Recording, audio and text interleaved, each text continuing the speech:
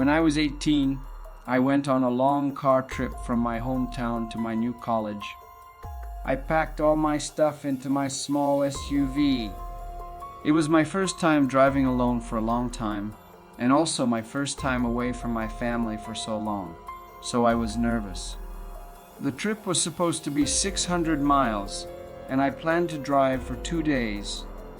I followed the directions on the maps and thought I'd get to the hotel around 11 p.m.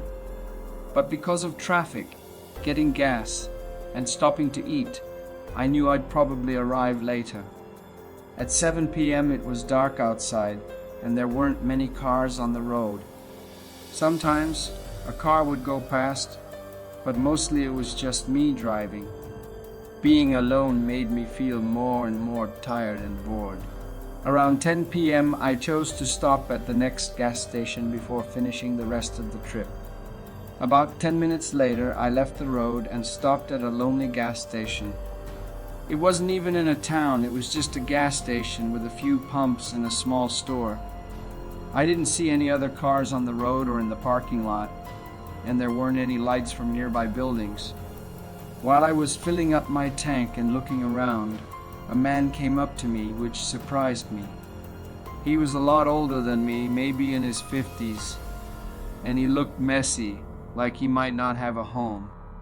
I felt a bit nervous, but I said hello and asked if he needed anything. He smiled for a moment, but it didn't really make me feel better. "Hi, do you need something?" I asked, hoping he wouldn't come any closer. The man stopped a few feet from my car and looked around before answering. "Go back onto the highway." I was confused and looked at him, not sure if I understood. He pointed behind me at the exit I had just taken and said again, "Go back onto the highway." After a moment I said, "Okay," and the man left. But I was still confused. The exit he mentioned was a one-way road. He wanted me to drive the wrong way and make a U-turn to get back on the highway. It didn't make sense. Looking at the entrance road, I didn't see any construction or blockage. It seemed like a normal ramp back to the highway. Even though I was confused, I finished filling up my tank and got back in my car. I glanced at the man who was now sitting by the store and felt like something wasn't right. The more I thought about it, the weirder the situation felt. Maybe it was some kind of trick. Trusting my gut feeling, I left the gas station and drove towards the highway entrance. But as I got onto the road, I saw that most of the streetlights were off. I thought there might be road work ahead, so I drove carefully, watching ahead. Then, I saw someone on my left, and suddenly a pickup truck appeared in front of me. 4 men got out, holding different weapons. They didn't cover their faces, and they looked emotionless. I quickly backed up, barely avoiding them as more people came out of the dark. Some even tried to chase my car as I drove away. When I felt safe, I called 911, but I never got a call back or any updates. It was like they didn't even check. It's strange, but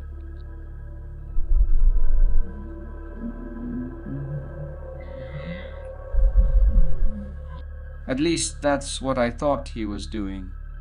Anyway, I felt really lucky to have gotten away alive. I was completely confused by what happened and what those people were planning.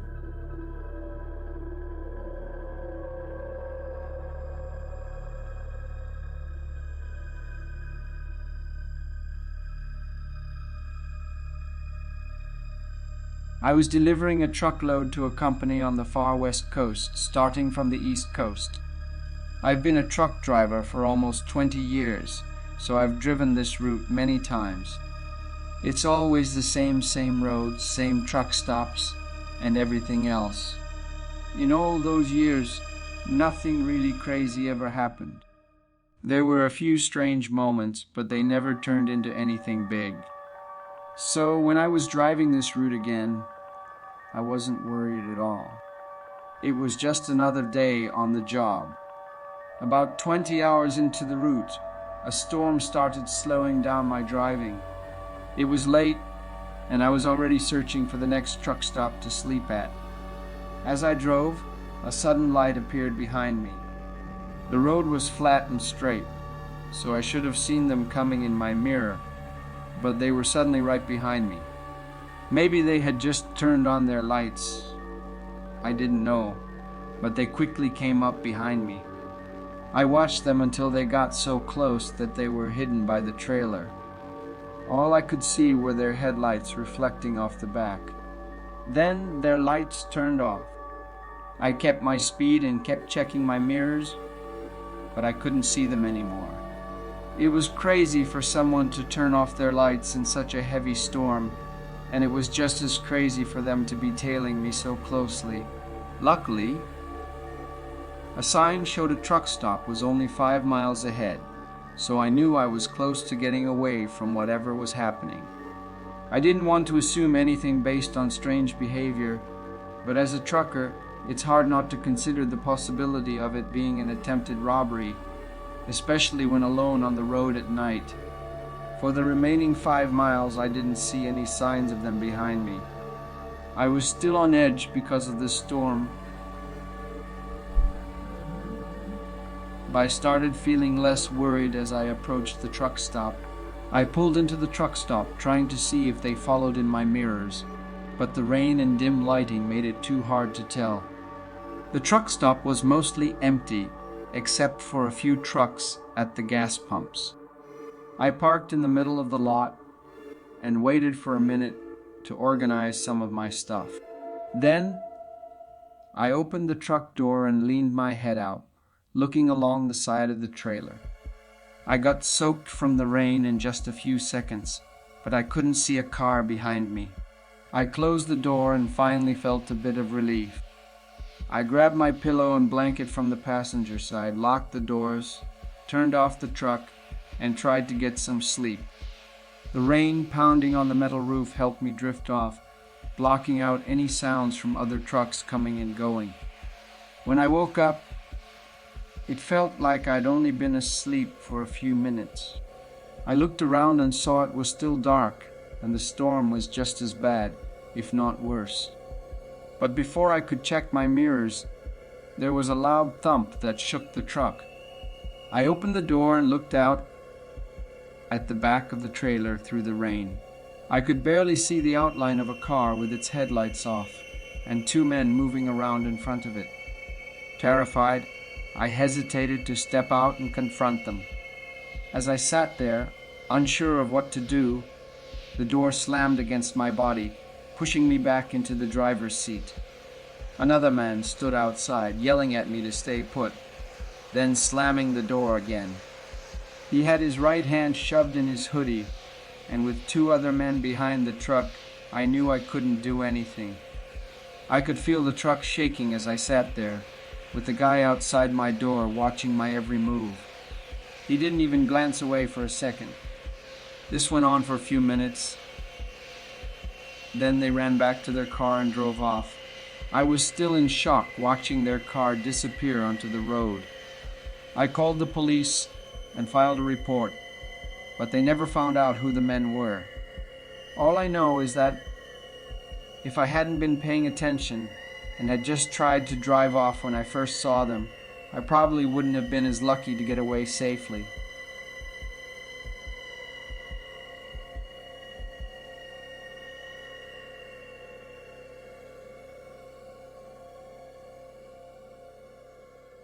It was a usual Friday after my college classes, and I was doing DoorDash for the night. This was my routine on weekends to help pay for my expenses while at school. Things started off well with lots of orders and good earnings, but after the busy dinner time, things slowed down. There were hardly any orders, and the ones that came were paying very little. After driving around without much luck for about an hour, I got an order that was decent. It was 8 miles away, but the pay was good enough to make it worth the trip. It wasn't amazing, but it was better than many of the other orders I had been getting. I accepted the order, went into the restaurant to get the bag, then got into my car and started driving. The map said it would take 30 minutes, which was the longest delivery I'd done so far. Most houses were near campus because farther than 15 to 20 minutes, it's mostly just open fields. When I reached the 20-minute mark, there were hardly any houses, just fields of crops. The next 10-minute drive was on this empty road passing by farms. Then I arrived at the house. There was a dirt driveway leading from the road through a big field, ending at a small house in the distance. Driving through the field felt spooky. Even though I usually don't get scared for no reason, this time felt different. As I went farther from the road, the only sound was my car's low rumble on the dirt. I parked in front, got the bag ready, and left the car on as I got out. The night was quiet, and the house was dark, with only the porch light on. I walked through the tall grass to the porch and knocked on the door. While waiting, I glanced back at my car, sitting in the dark with the pitch-black field behind it. I waited for a moment, then knocked again. But there was no answer, not even any noise from inside. It didn't take me long to realize how strange it was.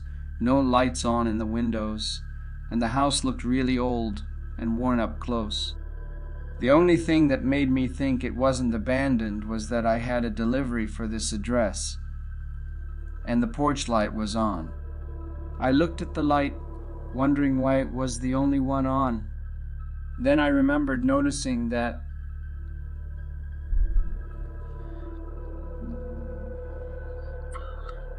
it was just a light that charges during the day and turns on at night automatically, so nobody had to be here to switch it on. As I was figuring this out, I heard a rumbling noise behind me. I turned and saw a car driving down the dirt path, coming right up behind my car. I stood there looking at their headlights until a man got out. I shouted from the porch, asking if this was his order. He just stood by his car and didn't move or say anything. My heart raced as I realized how bad the situation was. The quiet night made me realize there was no one around to help. I was stuck in a field between an empty house and a stranger. Without thinking, I dropped the bag and sprinted off the porch, running behind the house and into the grass field. I looked back and saw the man chasing after me. I kept running, and the grass got thicker and taller, hiding which way I went. Eventually, I knew the guy couldn't find me. I slowed down, catching my breath as I moved cautiously through the crops, trying to be quiet in case the man was still looking for me. Eventually, I reached someone else's yard and got to a road where I had enough signal to call for help. The police picked me up and went to check on my car, but by then the man was gone. I was surprised because my car hadn't been robbed, and the bag of food was still on the porch of the empty house. But that made me think the man had different plans, probably worse than just stealing from me.